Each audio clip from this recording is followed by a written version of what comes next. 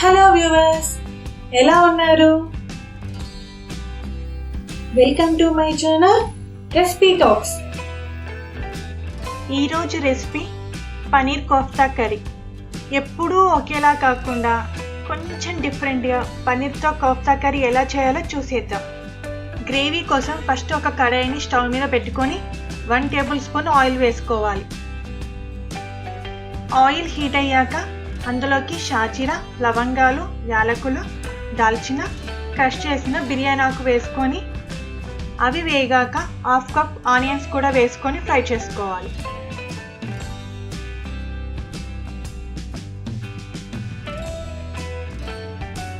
Onions fry అయ్యాక 1 cup tomatoes వేసుకొని అందులోనే 1 టీ స్పూన్ అల్లం వెల్లుల్లి పేస్ట్, 1/2 టీ స్పూన్ పసుపు వేసుకొని ఒకసారి కలుపుకొని 5 మినిట్స్ మూత పెట్టి ఉడికించుకోవాలి. 5 మినిట్స్ తర్వాత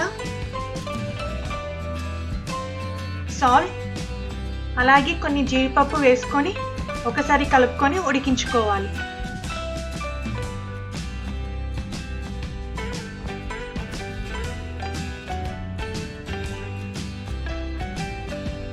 ఇది ఉడికిపోయాక స్టవ్ ఆఫ్ చేసి చల్లారాక ఫైన్గా పేస్ట్ చేసుకోవాలి. ఇప్పుడు అదే కడాయిని తీసుకొని 2 టీ స్పూన్ బటర్ వేసుకొని ఇంతకుముందు ఫైన్గా గ్రైండ్ చేసుకున్న పేస్ట్ని వేసుకొని గ్రేవీ కన్సిస్టెన్సీకి సరిపడా వాటర్ వేసుకొని ఒక 5 మినిట్స్ మూత పెట్టి ఉడికించుకోవాలి.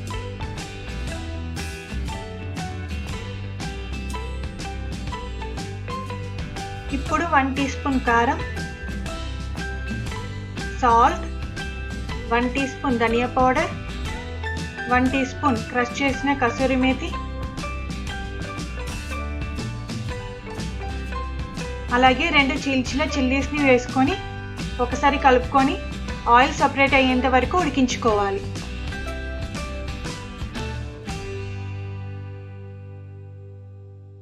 ఆయిల్ సపరేట్ అయ్యాక 2 టీ స్పూన్ ఫ్రెష్ క్రీమ్ వేసుకొని ఒకసారి కలుపుకొని చివరిగా కొత్తిమీర చల్లుకొని పక్కన పెట్టుకోవాలి.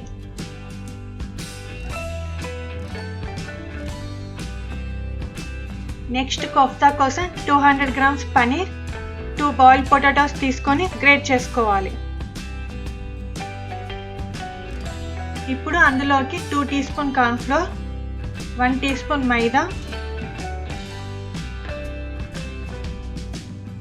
1 టీ స్పూన్ కారం, సాల్ట్, 1/2 టీ స్పూన్ మిరియాల పొడి, 1 టీ స్పూన్ చిల్లీస్ వేసి కలుపుకోవాలి.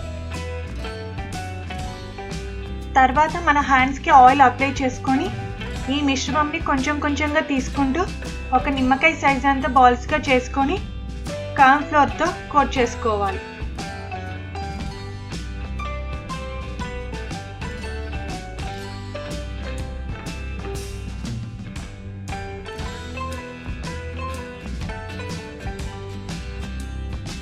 ఇలా మిగతా మిశ్రమం అంతా కూడా బాల్స్గా చేసుకోవాలి. ఇప్పుడు స్టవ్ మీద ఒక కడాయి పెట్టుకొని డీప్ ఫ్రైకి సరిపడా ఆయిల్ వేసుకోవాలి. ఆయిల్ హీట్ అయ్యాక ఒక పనీర్ బాల్ని ఆయిల్లో వేసుకొని మీడియం ఫ్లేమ్లో మంచి గోల్డెన్ బ్రౌన్ కలర్ వచ్చేంత వరకు డీప్ ఫ్రై చేసుకోవాలి.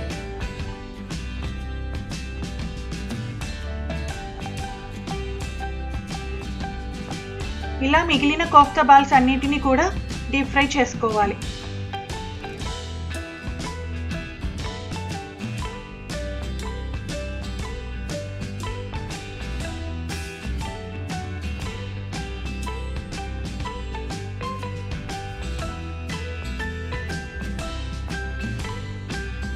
ఇప్పుడు మనం ముందుగా తయారు చేసుకున్న గ్రేవీని కోఫ్తా బాల్స్లోకి వేసుకొని